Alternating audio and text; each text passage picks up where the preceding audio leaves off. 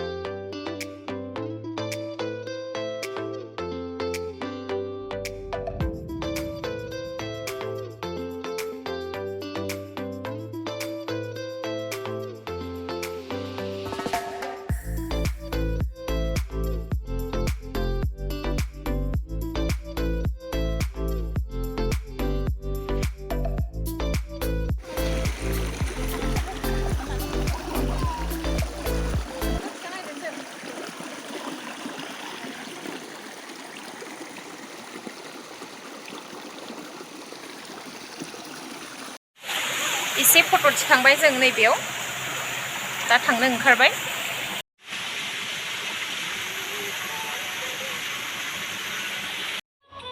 जों दा गारि गाखोनोसै थांनोसै मोनाबाय जों दा गारि गाखोनोसै थांनोसै दे गाखोदो थांला खोमा बेलागाव।